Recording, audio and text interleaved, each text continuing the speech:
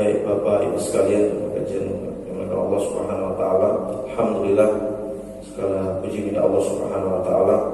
Kita senantiasa bersyukur dan senantiasa memujinya atas segala nikmat yang telah Allah tetapkan untuk kita semuanya, terutama adalah nikmat iman dan nikmat Islam.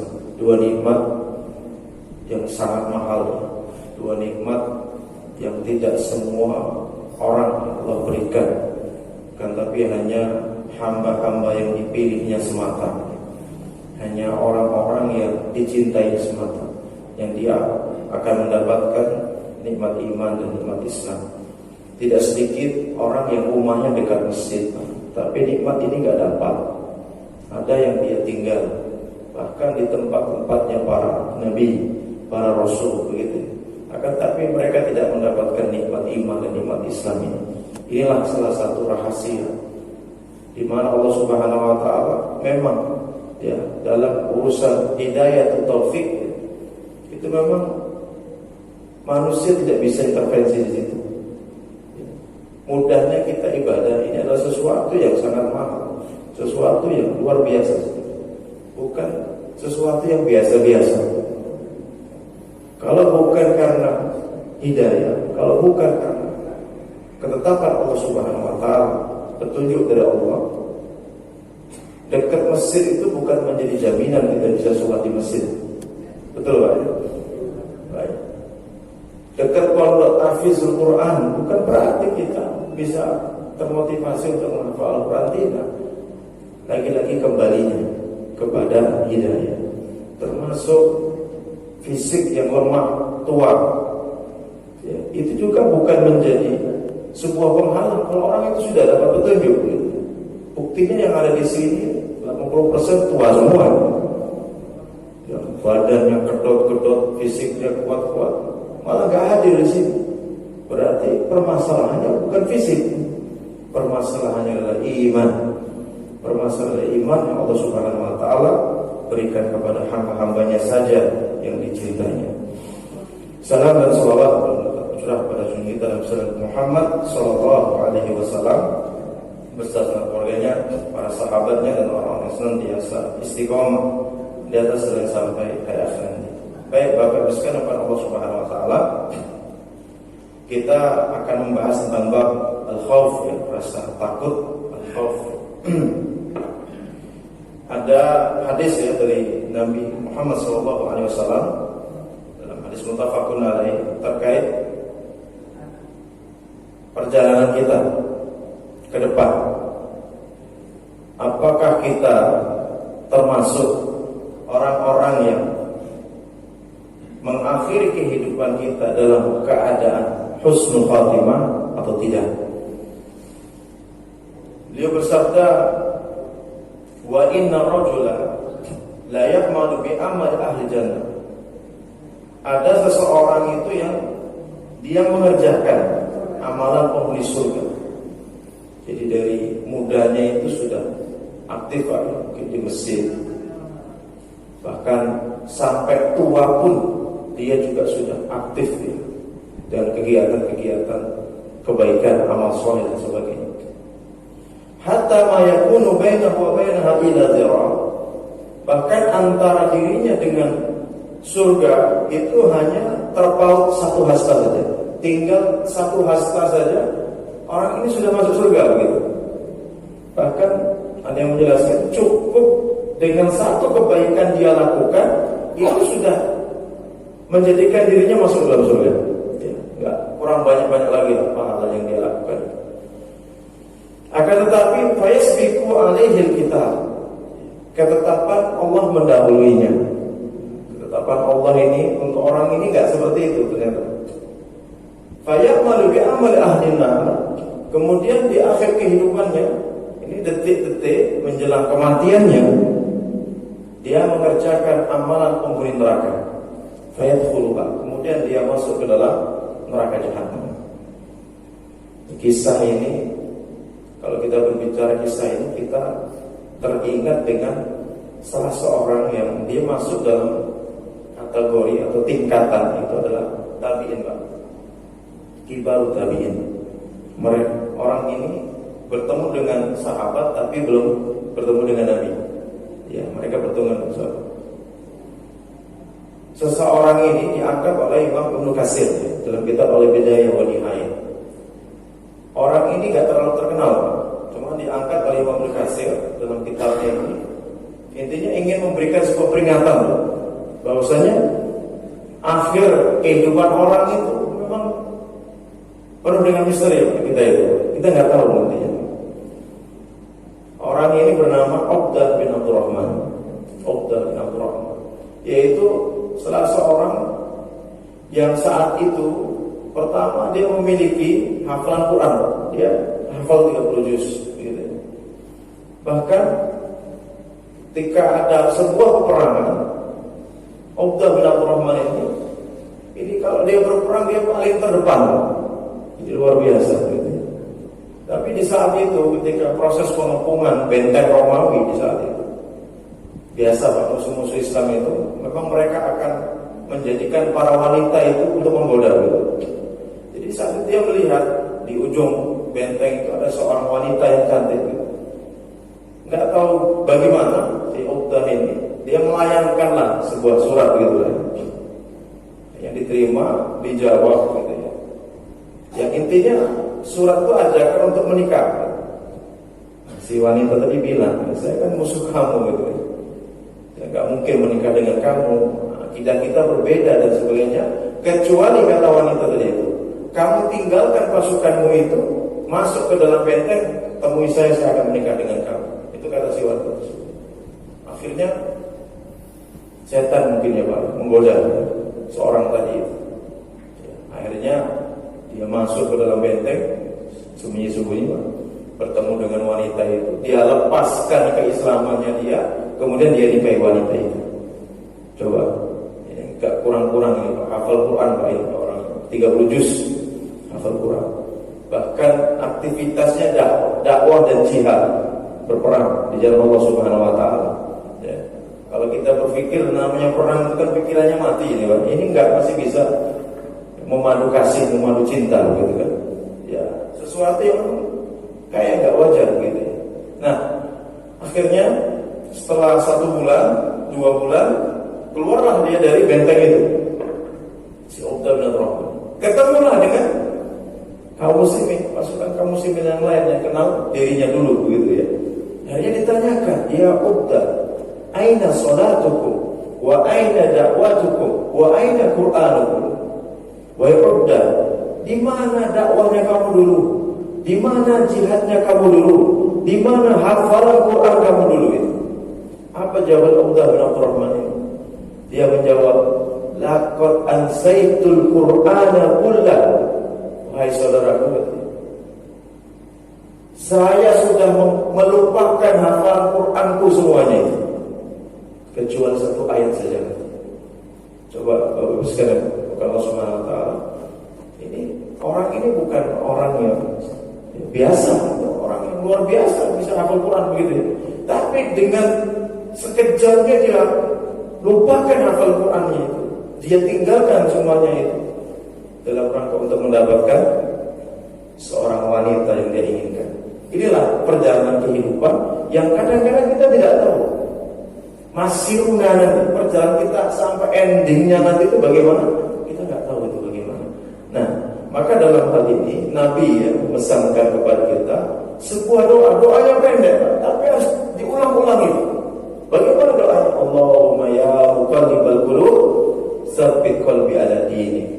Wahai zat yang membolak-balikkan hati, teguhkan hatiku untuk tetap berada di atas agama. Tetap berada di atas agama. Ini sangat penting saat ini. Di saat memang kita hidup di akhir zaman hari ini.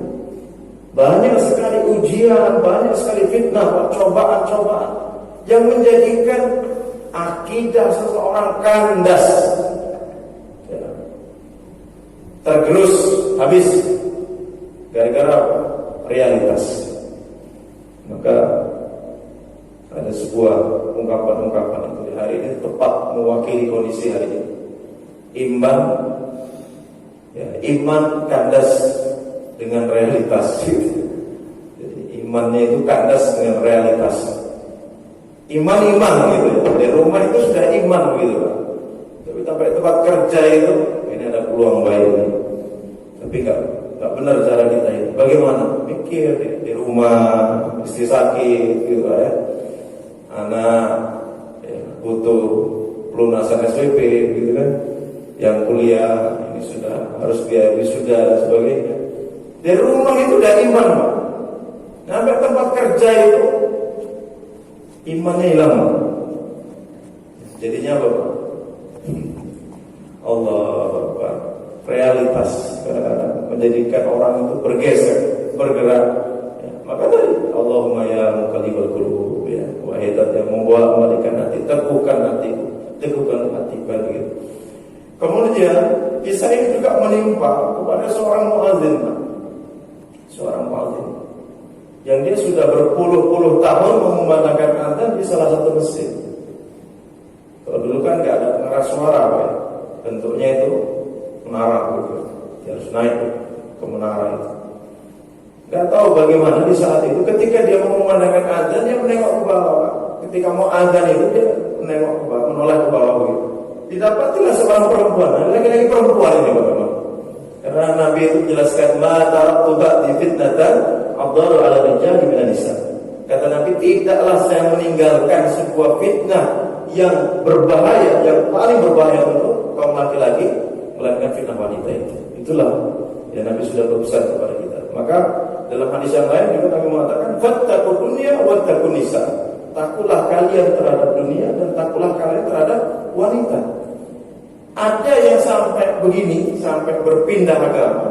Ada Pak, statusnya dia masih muslim, tapi hakikatnya dia bukan muslim lagi, gara-gara wanita juga.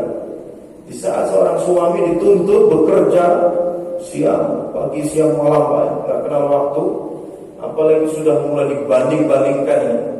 Itu Pak Buntoy ya. Sudah ada suami dibanding-bandingkan, nggak terima itu. Cuma Nabi sebelah itu sudah senia, kita masih sania gitu kan. Nah, itu sudah mulai itu terdorong itu untuk bagaimana mewujudkan akhirnya apa? Tidak kenal Allah, tidak kenal Tuhannya, gara-gara apa? Istri. Maka fattaqud dunya wattaqun nisa. Ya, habis-habisan seorang suami kadang-kadang juga karena istri begitu. Maka di antara wanita penghuni neraka, calon penghuni neraka itu adalah apa? Disebutkan oleh Nabi kita, imra'atun tukallifu zawjaha bima la yati. Itu seorang istri yang membebani suami dengan sesuatu yang tidak dimampuinya.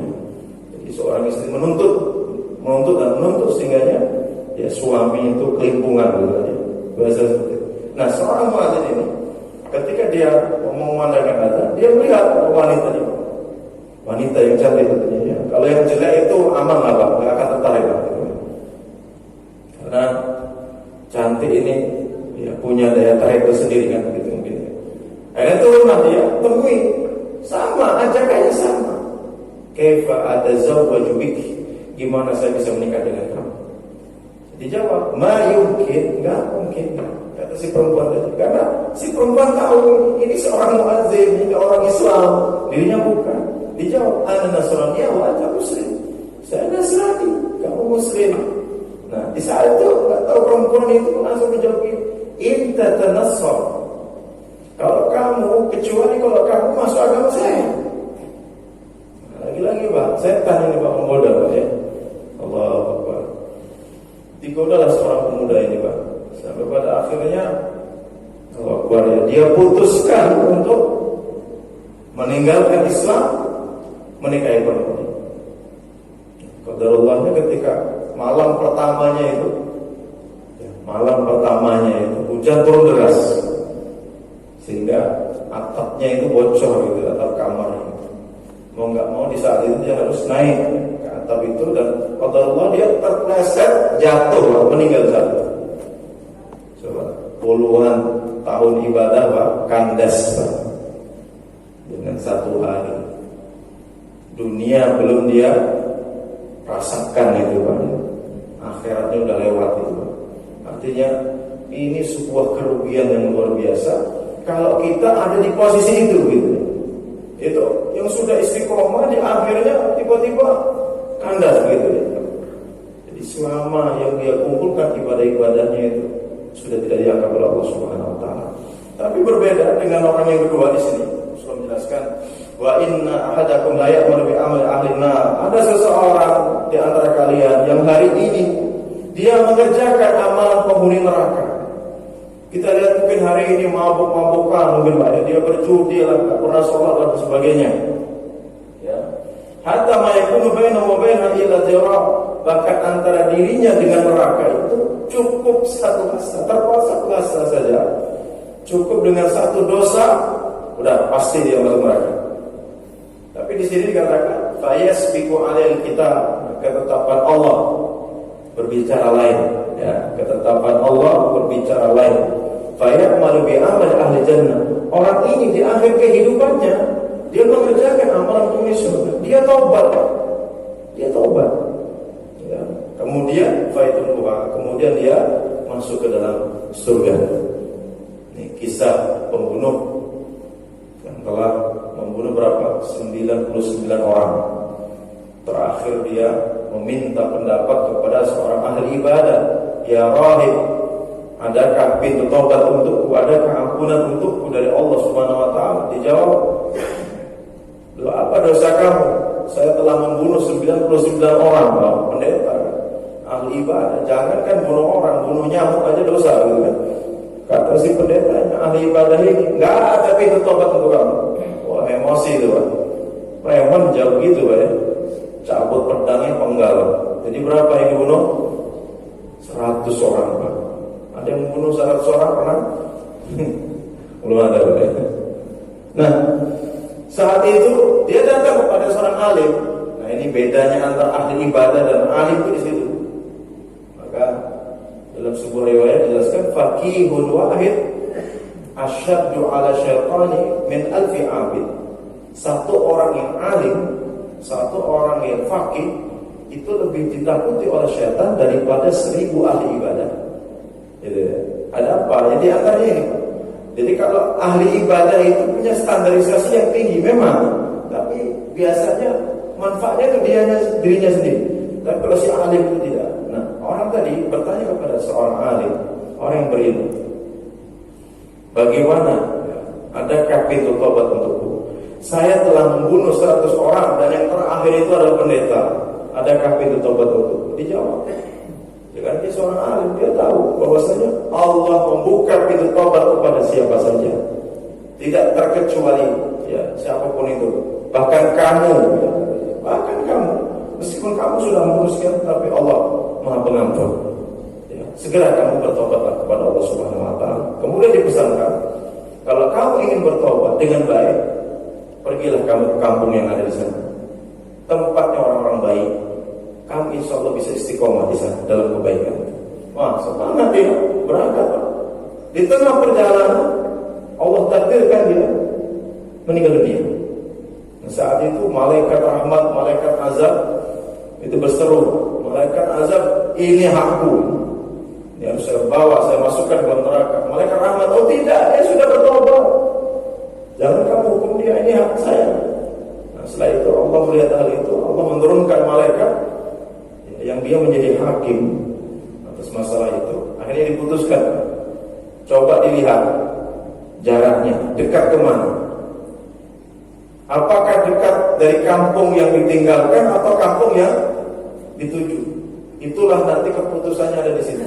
Nah, setelah diukur, ternyata itu pas di tengah-tengah.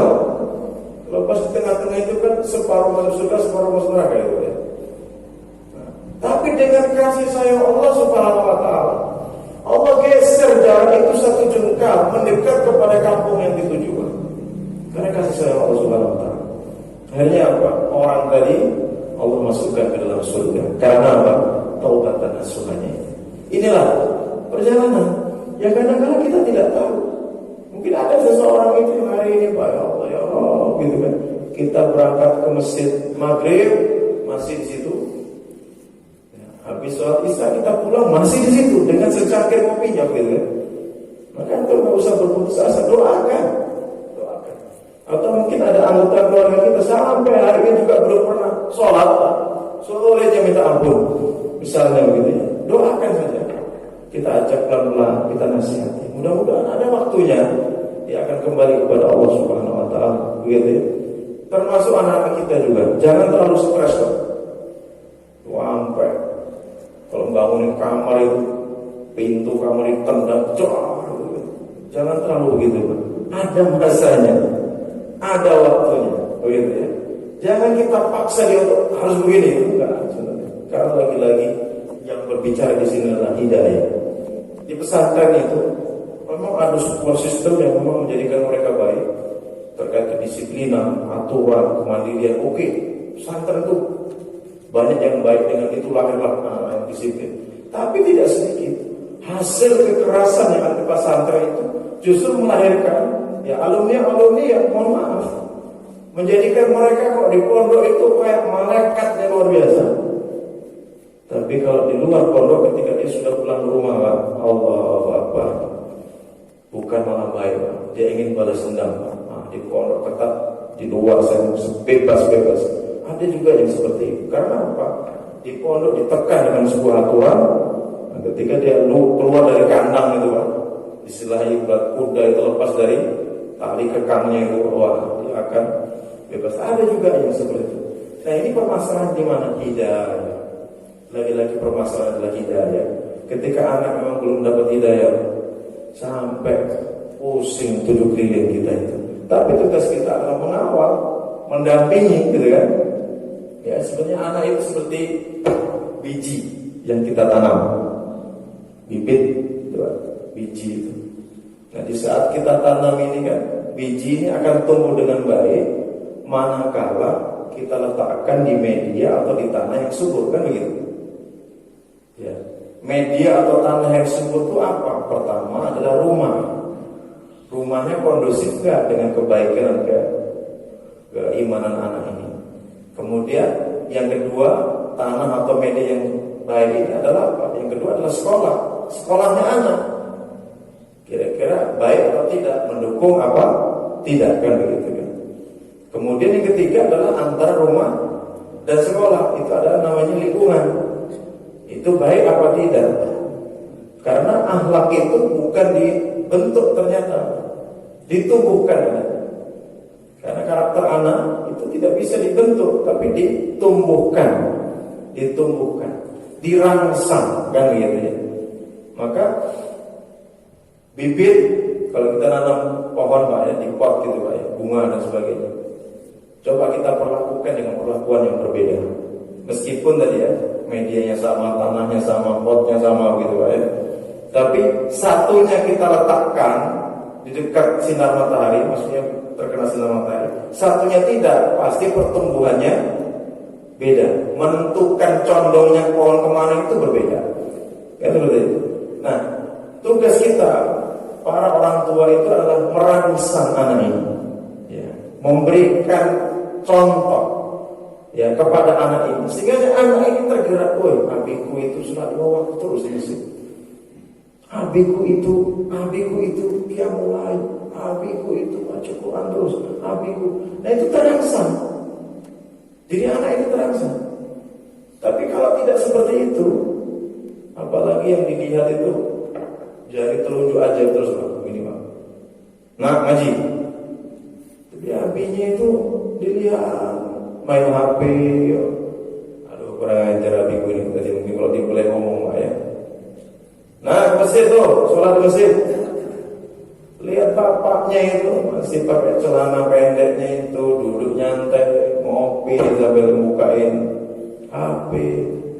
Anaknya salibik masih dulu ya. Abinya masih di situ. Anaknya masih. Setelah pulang, anaknya lihat lagi. Ya Allah, Abi, kalau nanti saya jadi bapak kan begitu juga. Mungkin dan anak itu mungkin begitu Pak.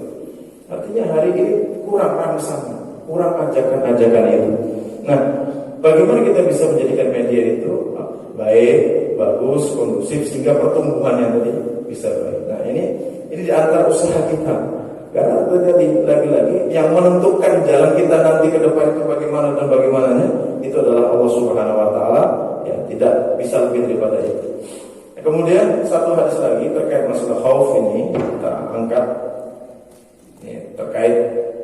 neraka yang paling ringan.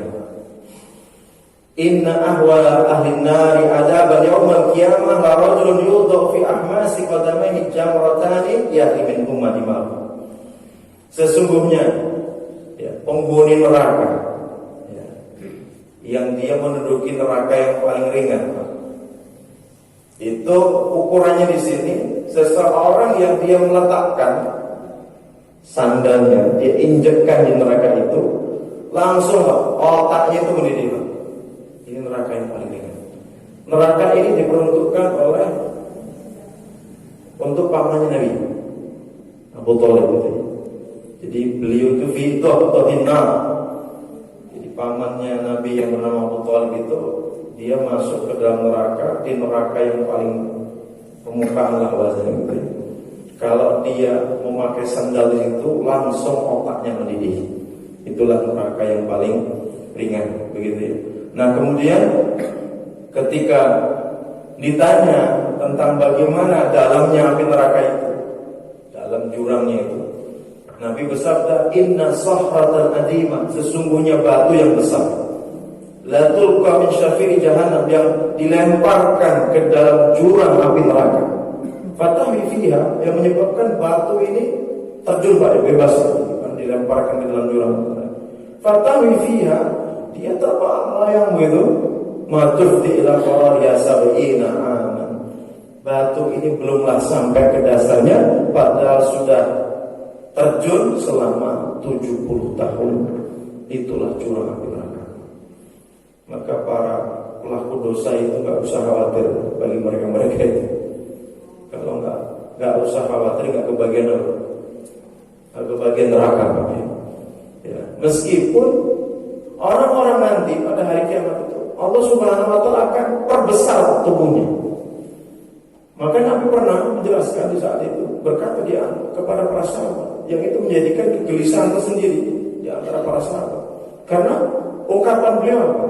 Nanti di antara kalian, salah satu di antara kalian ada yang gigi gerahamnya di neraka itu lebih besar daripada gunung Uhud. Gigi geraham penghuni neraka itu lebih besar daripada gunung Uhud. Ternyata tidak hanya gigi, Pak, semua tubuhnya itu diperbesar. Itu dalam rangka apa? Untuk memperberat siksanya. Orang kafir Allah pertebal kulitnya itu setebal 42 hasta. Kulit kan tipis, Pak, ya. Allah pertebal menjadi satu hasta itu satu begini, Pak. Itu kalau ukuran kita. Kalau ukuran Allah tidak tahu yang di neraka itu. Berarti 42 begini. Tebal kulitnya itu, terus orangnya itu segede apa gitu. Nah, itu dalam rangka apa? Karena siksa neraka itu menyasar kulit, maka yang dibakar itu kulit, Pak. Oh, gitu. Sampai angus gosong, Allah kembalikan lagi kulit yang 42 setebal itu, dibakar lagi terus seperti itu. Dan siksaan yang Allah perlakukan untuk orang kafir itu Allah tidak akan berikan istirahat untuk mereka.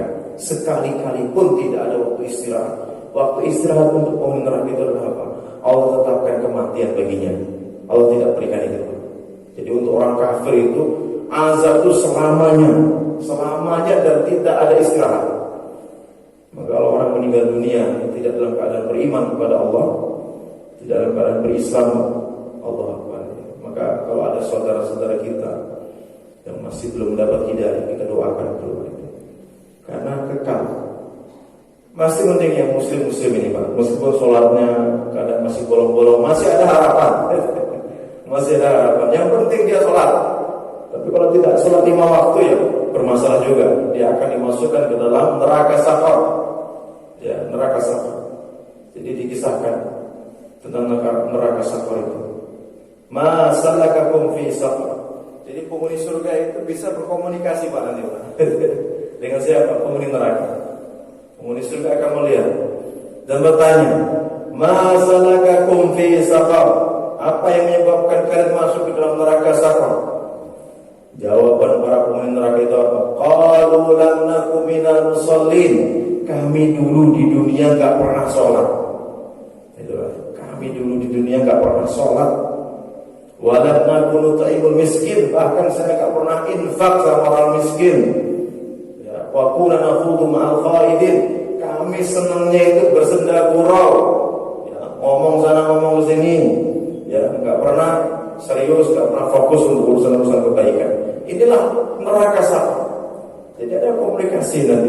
Alangkah sedih. Bahkan dalam ayat yang lain, penghuni neraka itu meminta, merengek-rengek kepada penghuni surga. Rengekannya apa? Ya, berikan kepada kami setetes air. Wahai penghuni surga, kami haus, kami tidak ada minuman di neraka ini. Berikanlah setetes air kamu kepada kami. Apa jawab penghuni surga itu? Ya, bahasanya apa? Ma'dziratan, mohon maaf bahasanya. Air ini diharamkan bagi orang-orang kafir seperti kamu, mungkin bahasa kasar begitu. Coba, hari ini nggak apa-apa, kita tersiksa. Itu. Hari ini kita sengsara, nggak apa-apa. Kita menderita, nggak apa-apa. Mobilnya nggak lebih bagus dari mereka, nggak apa-apa. Nggak dapat fasilitas dunia, nggak apa-apa. Nanti orang-orang kafir itu akan merengek-merengek kepada para penghuni surga itu. Maka hari ini cukup, ya, betul-betul kita harus bersabar, ya, dengan kondisi apapun yang menimpa diri kita, karena memang dunia sijnul mukmin. Karena hakikat dunia itu ya penjaranya bagi orang yang beriman. Orang beriman itu seperti penjara. Dia banyak keinginan, Pak, tapi ini dilarang. Dia tahan. Maka itu seperti penjara baginya. Tapi dunia itu apa? Jannatul kafir, menjadi surganya bagi orang-orang kafir. Allah SWT. Ini kita masuk dalam bab khauf, ya, terkait bagaimana kita bisa menjaga diri kita jangan sampai terjerumus, ya, dalam perbuatan maksiat, karena kita khawatir dengan kemaksiatan yang kita lakukan itu menjadikan itu akhir, ya, daripada kehidupan kita, sehingga kita tidak meninggal dalam keadaan husnul khatimah. Baik, Bapak Ibu yang Allah Subhanahu wa taala, masih ada waktu, silakan kalau ada yang ditanyakan kami persilakan. Ya. Assalamualaikum warahmatullahi wabarakatuh. Waalaikumsalam. Apakah ada perhitungan seperti yang disampaikan oleh Ustaz tadi, kan artinya kita ini di akhir, ya, sebaik-baik ibadah kita kalau akhirnya melakukan perbuatan yang memang jadi artinya percuma kan? Kemudian tanya apakah ada perhitungan gitu? Orang yang berbuat tidak baik, seumur hidupnya tidak baik, tapi di akhir-akhirnya dia bertobat, walaupun artinya begitu akhir hidupnya benar-benar tidak mau ditarik terus ya, tapi dia bertobat, itu kan bisa ini kalau seperti itu. Apakah ada perhitungan terhadap perbuatan baik dan perbuatan tidak baik? Tidak baik itu. Yang pertama. Yang kedua, jauh sebelum di umur itu kan kita sudah ada ketetapan bahwa si A seperti apa, si B seperti apa. Ya. Nah, itu bagaimana dengan itu? Jadi kan kalau misalnya memang artinya sudah ada ketetapan itu, artinya kan Allah ini tahu nih. Walaupun bagaimanapun juga baiknya ibadah kamu, tapi akhirnya nanti Allah begini kan gitu. Seperti itu. Baik, bismillah, salatu wassalamu ala rasulillah. Apakah ada hitungan di akhir? Ada, tetap ada. Jadi seperti ini. Seseorang tadi, ya, orang tadi baik, di akhir kehidupannya dia tidak baik. Tidak baik itu nanti akan dirinci.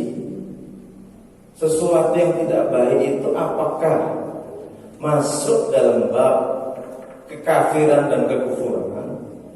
Kalau kekafiran dan kekufuran kayak yang kita contohkan tadi, seseorang yang sampai dia murtad, maka dengan kemurtadannya, dengan kekufuran yang ada, yang dia lakukan, itu menghapuskan segala kebaikan yang dia lakukan semuanya. Kan dengan berpindah agama itu selesai, sudah hapus semuanya. Tapi berbeda dengan orang yang dia non-muslim, ya. Kemudian dia masuk Islam, ya, non-muslim, dia masuk Islam. Setelah itu meninggal dunia lagi habis syahadat, luar biasa.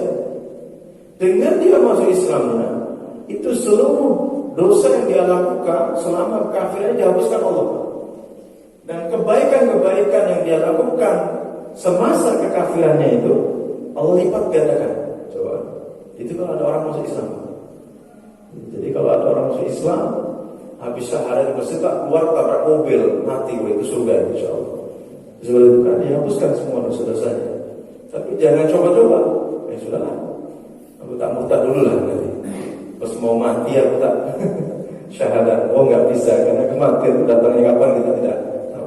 Nah kalau dia melakukan kesyirikan, kekufuran yang betul-betul menjadi apalagi tadi ya, tidak sholat 5 waktu, itu jelas. Di akhirnya sampai nggak sholat 5 waktu itulah yang menjadikan orang ini tidak ada lagi penghitungan sebelum-sebelumnya, melainkan semuanya hapus. Maka di dunia ini ada 5 Pak yang harus kita jauhi itu sebenarnya Pak. Pertama, jangan melakukan kesyirikan syirik besar. Ya, ini kekal dalam neraka. Sampai kita percaya kepada kekuatan-kekuatan selain Allah ya, baik dalam bentuk jimat, jin, macam-macam itulah ya. Yang sering kedukun-kedukun itu termasuk dalam bab melakukan syirik besar. Jadi hati-hati. Kalau dia sampai meyakini bahwasanya ada benda-benda atau dukun itu memiliki kehebatan dan sebagainya, itu hati-hati. Kemudian kekufuran, dia kafir. Ya jelas. Kemudian yang ketiga, jangan sampai tidak sholat 5 waktu. Kalau dia nggak sholat sunnah masih tidak masalah. Nanti ada syafaat, macam-macam rahmat Allah itu ya. Tapi kalau sholat 5 waktu ini nggak bisa ditawar, nggak bisa ditawar. Istilahnya seburuk-buruk orang jangan sampai meninggalkan sholat 5 waktu lain. Seperti itu. Kemudian jangan sampai istihza fiddin. Istihza itu melecehkan agama, syariat atau Allah. Jangan sampai. Ini hukumnya sama kafir, nggak diterima lagi dalam Islam. Kemudian yang terakhir, jangan jadi orang munafik. Orang munafik yang dalam lahiriahnya itu jelas ya, luar biasa itu membela Islam sholat, tapi hatinya itu membenci Islam. Itu orang munafik ya. Tampaknya itu muslim, imam, bahkan pakai sorban, tapi kalau ngomong itu nggak ada pembelaan sedikit pun kepada Islam. Itu hati-hati. Innal munafiqina fi daril asfal. Bahkan orang munafik ini letaknya di keraknya api neraka, di dasarnya orang-orang begitu. Jadi itu orang munafik. Jadi 5 hal ini jadi kita jauh. Nah artinya hitungan yang kedua, kalau orang tadi itu di akhir kehidupannya melakukan perbuatan dosa selain 5 ini, misalnya minum khamar, mati dia Pak. Kemudian atau mungkin dia bunuh diri lah, sampai kategori bunuh diri lah. Itu kan masih dalam bab dosa besar, bukan kekufuran, bukan kesyirikan, bunuh diri dia. Ya. Nah maka orang yang seperti ini, ya, kalau Allah merahmatinya, bisa jadi Allah ampuni gitu. Tapi kalau tidak, orang-orang yang seperti ini nanti akan transit lebih dahulu dalam neraka jahanam. Tidak kekal, tapi transit saja. Transitnya tinggal berapa hari gitu. Kalau divonis setengah hari berarti 500 tahun. Hitungan akhirat itu 1 hari 1000 tahun Pak. Jadi jangan berharap, jangan malah ngomong, ya Allah tetapkan aja 1 hari aja aku disiksa biar saya tak ngerasain gitu. 1 hari di akhirat 1000 tahun kan begitu. Banyak itu luar biasa itu. Nah transit dulu. Nah di neraka itu dicuci dulu dosa-dosanya itu sampai nanti ketika dosanya itu sudah habis, diangkat oleh Allah Subhanahu wa taala dalam kondisi yang hitam lekam gosong itu Pak, dimasukkan ke sungai Haya. Setelah dimasukkan di situ, diangkatlah sudah dalam kondisi kulitnya bersih, menguning begitu kan, dimasukkan ke dalam surga. Nah nanti ada cerita penghuni terakhir. Ya maksudnya orang terakhir yang keluar dari neraka dan terakhir yang masuk surga. Orang ini diangkat oleh Allah Subhanahu wa taala, kemudian disuruh untuk masuk surga. Nah orang tadi balik lagi, padahal sudah di dekat pintunya. Orang tadi balik. Ya Rabb, ra'aitu mala'a. Ya Rabb, saya lihat surga udah penuh. Jadi dia udah nggak pede lagi Pak masuk surga itu. Karena apa? Dia orang paling terakhir. Nah kemudian Allah berkata, masuklah kamu ke dalam surga. Ada orang tadi mendekati pintu surga itu.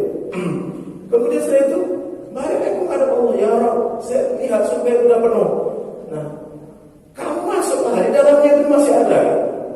Berangkat lagi, tapi balik lagi. Nah yang terakhirnya Allah mengatakan, wahai hambaku bagimu surga itu dan 10 kali lipat daripada surga itu untuk kamu. Itu penghuni terakhir, ya, penghuni yang nanti akan menghuni terakhir di surga itu seperti itu. Nah, jadi nanti dilihat akhirnya itu. Nah, kalau yang kita kisahkan tadi itu fatal, itu tragis, karena dia sudah berpindah agama, maka itu menghapuskan semuanya. Itu seperti itu. Nah, sebaliknya, kalau ada orang yang dulu berbuat berbuat baik, ya, misalnya istilahnya ya, tadi yang saya kisahkan itu terkait orang-orang yang mungkin berbuat dulunya tidak baik. Kalau yang berbuat baik, bagaimana ketika dia misalnya di akhir kehidupannya melakukan tadi, apakah itu menghapuskan? Tadi sudah terjawab. Intinya sama lah, dia jawabannya bersama seperti itu. Jadi perlakuan Allah Subhanahu Wa Taala nanti itu seperti itu, ya, perlakuan Allah Subhanahu Wa Taala. Kalau yang endingnya baik, ya tinggal kebaikan yang dia lakukan di akhirnya itu, kalau itu bisa menutup semua dosa-dosanya dengan taubat dan nasuha. Memang dengan taubat dan nasuha itu bisa dibilang penghapus dosa paling super bersih itu, taubat dan nasuha itu. Jadi saat orang sudah melakukan taubat dan nasuha itu, segunung-gunung apapun dosa kita itu bisa terhapus. Nanti dilihat juga, ya kira-kira kebaikan yang dilakukan di akhir ini bisa nggak menutup itu semuanya. Kalau tidak bisa menutup itu semuanya, tidak langsung ekspres juga masuk ke dalam surga. Tentunya ada penghitungan-penghitungan di tempat hisab, ditimbang dulu bagaimana kemudian di surganya nanti setelah selesai urusannya itu semuanya. Kemudian yang terkait yang kedua, bukankah kita sudah ditetapkan, memang benar masing-masing kita itu mau masuk surga mau masuk neraka itu sudah Allah tetapkan. Bahkan 50.000 tahun sebelum ciptakan langit dan bumi, ketetapan kita itu sudah ada. Nah, maka di saat itu disampaikan kepada para sahabat bertanya, afala attaqiru ya Rasulullah, jika demikian kenapa kita gak bersantai saja? Udahlah, kalau mungkin bahasa kita begitu, nanti kalau masuk surga juga masuk surga, gak usah sholat gitu Pak, mungkin mudahnya begitu. Nah, justru Nabi mengatakan apa?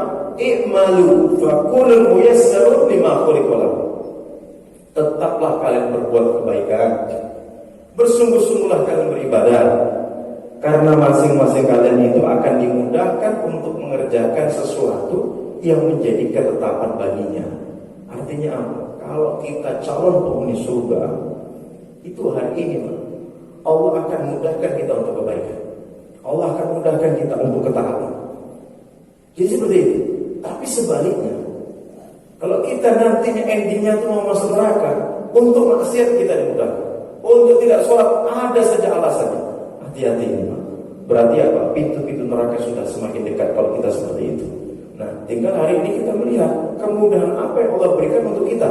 Apakah dalam ketaatan atau sebaliknya? Karena dia akan menentukan, begitu kan? Nah, jadi Allah tidak adil, tidak. Allah tetap. Iradah Allah itu ada dua, iradah syariah, ada iradah kauniyah. Iradah syariah itu Allah tetap berharap semuanya itu beriman, dan alasan Allah untuk menjadikan mereka beriman hujahnya apa?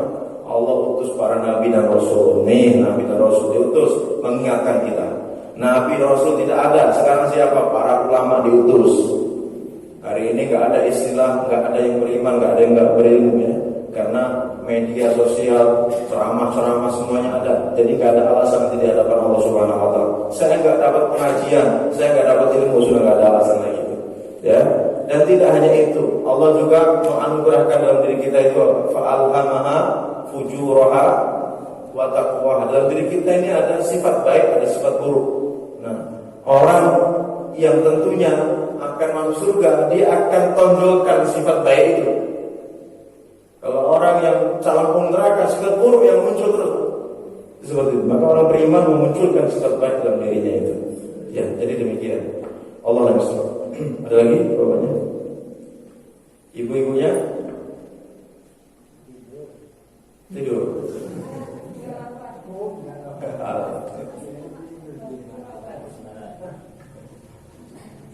Tidak ada? Ya. Oh, bapak-bapaknya dulu, Bu. Mohon maaf. Ya, silakan. Jadi bagaimana orang yang sudah murtad? Ya. Jadi ini kayaknya kita pernah lihat apa ceritanya, dia murtad, dan itu dia seolah-olah main-main masuk lagi Islam, murtad lagi. Nah itu bagaimana? Ya. Itu aja. Batasannya hanya 2 kali. Innal ladzina amanu summa kafaru summa amanu. Nah ini sudah. Orang yang beriman kemudian dia kafir, beriman lagi, dia masih boleh. Tapi kalau dia sudah kafir lagi, nah sudah tidak diterima taubatnya oleh Allah Subhanahu wa taala. Karena orang ini berarti apa? Mempermainkan iman, loncat sana loncat sini lah. Orang-orang yang punya prinsip. Dan ternyata di pedalaman itu banyak orang-orang yang seperti itu. Yang mudah-mudahan karena bukan ininya ya, bukan keyakinan dia, intinya karena kebutuhan. Mudah-mudahan. Jadi ketika bantuan bertruk itu datang, sembako itu dari pihak misionaris itu, dikumpulkan mereka, dijabat tangan, dibaptis, ya mereka masuk itu. Tapi setelah bantuannya habis, mereka muslim lagi gitu, ke Mesir itu. Waduh, orang ini gimana ini orang seperti ini? Jadi nanti datang lagi Pak, ya datang lagi ngambil itu, ya mau nih mereka begitu. Tapi setelah habis nanti ke Mesir lagi orang seperti ini. Ini bahasanya pintar apa bagaimana slogan itu? Kita lihat. Intinya bukan masalah itu. Kalau ini orang yang mempermainkan agama seperti itu. Jadi batasannya 2 kali. Beriman, kafir. Beriman lagi. Nah, kalau udah kafir sudah batasannya sudah tertutup gitu. Gitu Pak. Bu, ya silakan Bu. Terakhir. Ya Pak, nanti di akhirat itu kan ada keluarga Pak. Iya. Keluarga itu kata Allah itu nggak boleh memasuki keluarga itu. Karena dia namanya menjalankan syiar Pak. Apa itu syiar sih Pak? Iya. Jadi Rasulullah menjelaskan demikian. Ana fardukum al-haud. Nanti saya itu mendahului kalian untuk menuju telaga Al-Kautsar. Inna a'tainaka al-Kautsar, ya. Putihnya lebih putih daripada warna susu gitu ya. Lebih manis daripada rasa madu gitu. Faman warida usyariba minhu, barang siapa yang minum telaga itu, ya, barang siapa yang mendatangi telaga itu, dia akan minum airnya. Faman syariba lam yatma abada, barang siapa yang minum air telaga itu, dia tidak akan kehausan selama-lamanya.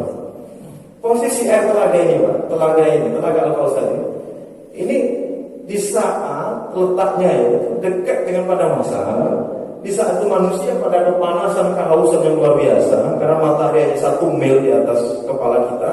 Ada yang menjelaskan 1 mil itu dalam riwayat-riwayat yang ada ragu apakah 1 mil ukuran jarak atau 1 mil sedekat seorang wanita yang memakai celah ya. Gitu.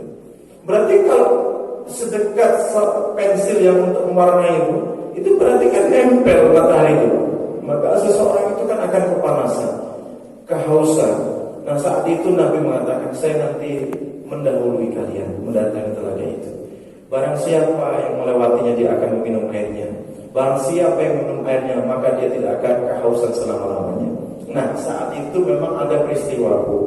Nabi pun bersedih. Beliau mau berkisah demikian. La yaridanna alayya aqwamun a'rifuhum wa yarifuna. Saat itu ada suatu kaum mendatangiku, ya. Saya mengenali mereka, mereka pun mengenaliku. Berarti ini umatnya Nabi, umatnya beliau. Summa hala baini wa bain. Tapi setelah itu kita dihalangi untuk bertemu. Orang tadi Pak, suatu kaum tadi diusir, nggak boleh bertemu dengan Nabi. Nabi membela mereka dengan mengatakan, innahum minni, sesungguhnya mereka itu adalah umatku. Kenapa kalian jauhkan mereka? Kenapa kalian halangi saya untuk bertemu dengan mereka? Kemudian disampaikan kepada Nabi kita, apa masalah suatu kaum, ya, sekelompok manusia ini nggak boleh bertemu dengan Nabi, tidak dipersilakan minum air telaga itu. Baru disampaikan, innaka la tadri ma ahdatsu ba'daka. Ya Muhammad, kamu tidak tahu apa yang mereka ada-adakan dalam agama kamu setelah kamu meninggal dunia. Nah, ini hati-hati. Jangan sampai kita mengikuti ajaran Islam yang tidak benar. Maka dalam metode berislam, ya, jadi manhaj itu ada manhaj. metode berislamnya salafus saleh. Jadi kalau kita mau mengambil ilmu harus kembali kepada metode berislamnya siapa? Para sahabat, tabi'in, kemudian tabi'ut tabi'in. Ya, jadi jangan sampai nanti kita mengikuti keyakinan atau manhaj yang tidak benar sampai mengatakan sholat subuh boleh dijamak dengan isya. Wah, itu agak benar itu ya. Itu bukan manhaj salaf kalau begitu ya. Sholat itu yang penting diingat, itu hati-hati yang seperti itu. Ini bukan dari Nabi yang seperti itu. Kalau yang penting eling seperti ingat Pak, oh enak benar gitu Pak. Azan, oh ingat sholat udah sholat. Apakah begitu? Atau termasuk orang-orang yang sampai pada tingkatan-tingkatan tertentu sudah tidak wajib sholat lagi karena sudah posisinya wali. Nah ini kan juga nggak benar. Ya. Nabi itu kurang apa? Gitu kan? Nabi itu adalah kekasih Allah, hamba yang paling dicintai Allah, orang yang paling bertakwa, orang yang paling takut. Sholatnya di mana? Di masjid. Sampai mati atau ketika jadi Nabi, separuh Nabi sudah itu nggak sholat sampai meninggal dunia. Bahkan ketika mau meninggal dunia saja dalam kondisi sakarat, as-salat wa ma malakat aymanukum. Apa wasiat beliau? Salat dan jagalah budak-budak yang kalian miliki. Coba. Jadi kalau misalnya hari ini ada manusia jadi wali Allah gitu ya, sampai mengatakan karena saya sudah mendapatkan makom yang tinggi di sisi Allah dan dekat kepada Allah, maka tidak ada kewajiban sholat bagiku. Benar apa tidak itu? Enggak benar. Ya jadi benar yang dimaksud tadi. Kemudian dikatakan bid'ah. Mungkin kita sering kata bid'ah, kuping kita merah mungkin ya. Bid'ah itu artinya apa? Al-ikhtira' ala ghairi misalin sabiqin. Membuat sesuatu yang tidak ada contohnya sebelumnya. Itu secara bahasa bid'ah itu begitu. Kalau dalam syariat kita melakukan suatu ibadah yang tidak ada contohnya dari Nabi, tidak ada contohnya dari para sahabat tabi'in, kemudian tabi'in, kita buat misalnya sholat subuh 2 rakaat kita ganti jadi 4 rakaat, boleh nggak? Nggak boleh. Akikah itu pakai apa? Kambing. Nah ini ada akikah itu kalau yang kaya pakai sapi, ya, yang miskin pakai telur, nggak ada begitu kan? Nah, ini lagi-lagi sudah ada contohnya, baku kan seperti itu. Allah SWT. Mungkin demikian kajian kita pada pagi hari ini, mudah-mudahan bermanfaat. Mari kita tutup dengan mengucap alhamdulillahirabbil alamin dan doa kafaratul majelis. Subhanakallahumma wa bihamdika asyhadu an la ilaha illa anta astaghfiruka wa atubu ilaik. Wassalamualaikum warahmatullahi wabarakatuh.